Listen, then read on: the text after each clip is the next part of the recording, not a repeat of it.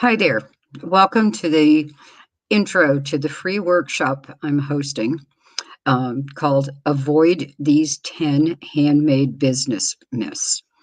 I'm going to share my screen and we'll get started.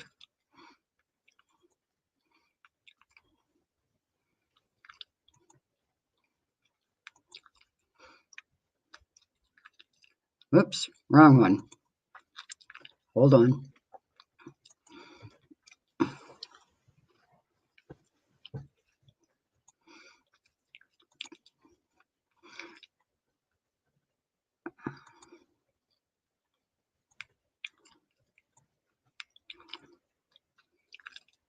Here we go. Sorry about that. It's always a little crazy.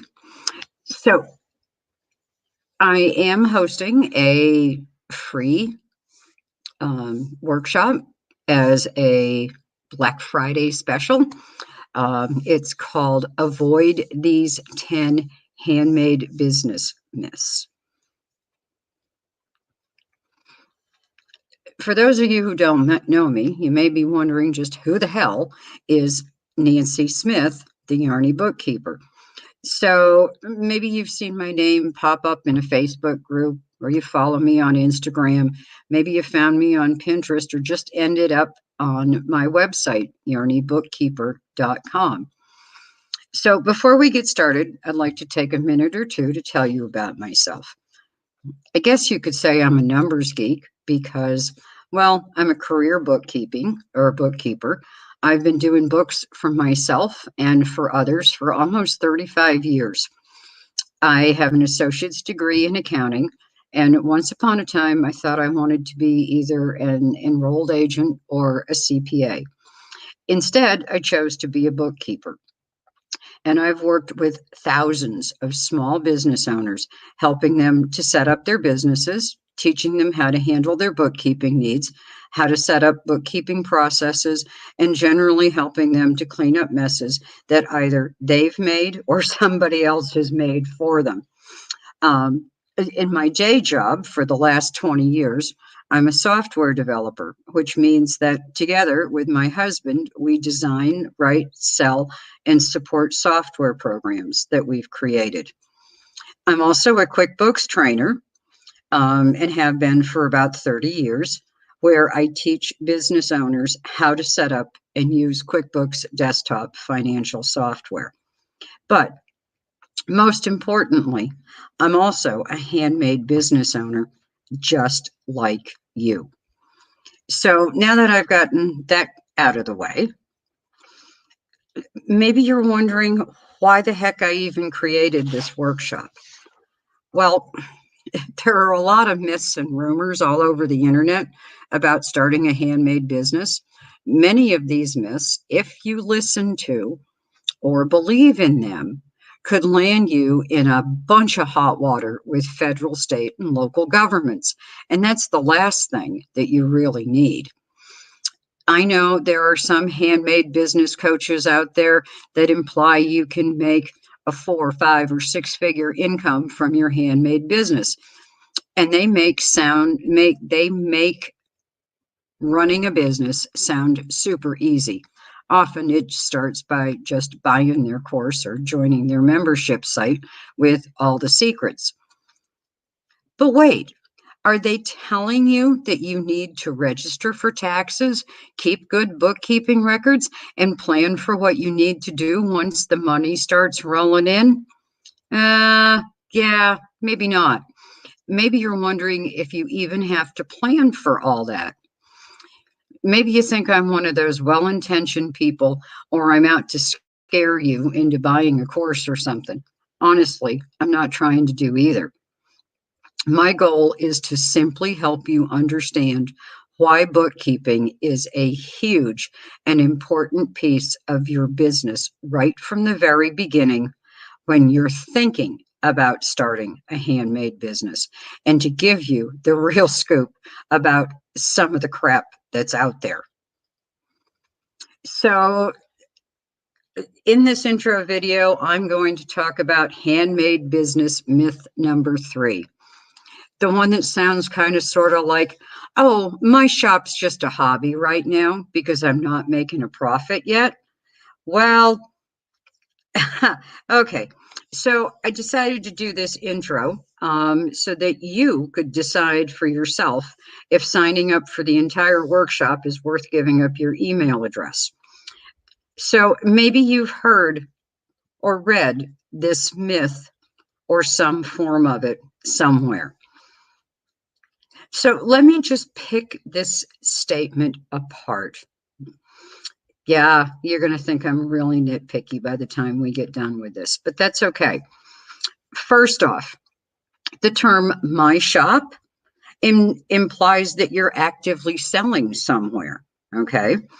That somewhere could be Etsy, Ravelry, your own website, maybe off Facebook or anywhere else.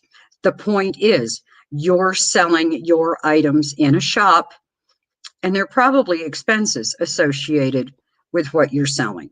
Think about those Etsy listing fees, for example.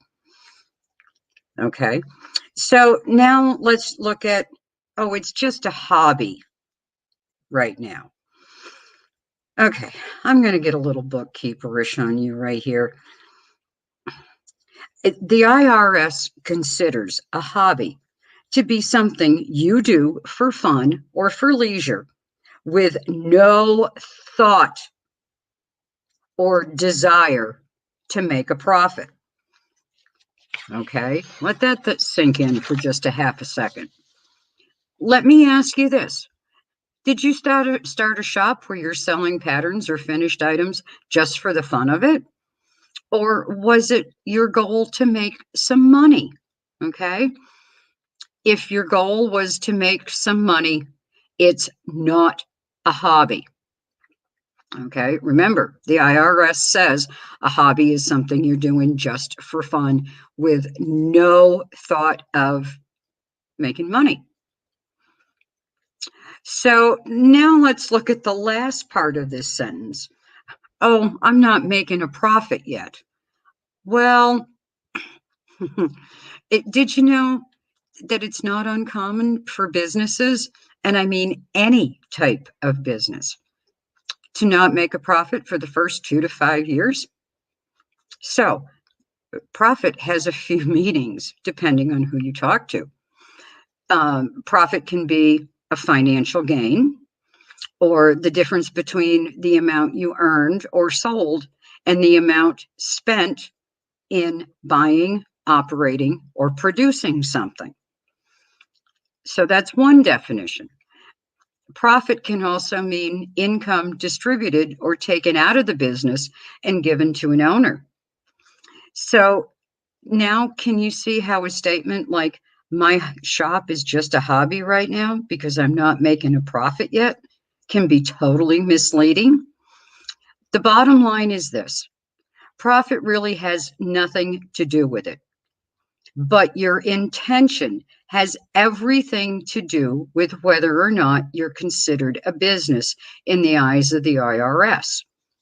If you have a shop and you started that shop with the intention of making some money from selling your patterns and finished items, it doesn't make any difference if you don't make a profit in the first few years. You're still a business according to the IRS, which means you have to keep track of what you're spending and what you're selling, because you have to report that information on a tax return at some point. Now, that some point, that can be different as well, depending on who you talk to. And my advice at this point is speak with your CPA, or better yet, an enrolled agent, because I don't offer tax advice. So find a good CPA or enrolled agent, set up an appointment, take your bookkeeping records and talk to them and ask them when you should file your first tax return and how all those startup costs can be taken as a loss. Now, just to let you know, the IRS also has a rule, but with the IRS, there's always a rule and then like 99 exceptions to that rule. And they do want to see you make some sort of a profit, which means you're selling more than you're spending at some point in the first 5 years. So, just a quick takeaway: hobby, you're doing it purely for fun. Okay. You don't intend to make any money at all. Now, if you're doing it purely for fun and don't intend to make any money at all, why would you have a shop, you know, say an Etsy shop, for example? Because you're paying fees. Okay. Now, if you just were putting everything up on Ravelry as a free pattern, um, didn't have a website, um, had no expenses associated with it, you could kind of fall into that hobby category. But if you intend to make money, you're a business. Okay. See how easy it was to just blow that myth right out of the water?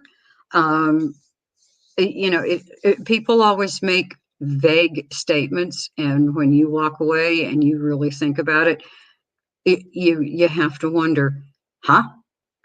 So, next step. If you found this intro video to the workshop to be helpful, sign up on my website. And if you go to yarnybookkeeper.com, you'll see a link right on the homepage for this workshop. And thanks for stopping by and listening, and have a great day. Hope to see you in the live webinar. And all the details are on my website. Thank you very much. Have a great day.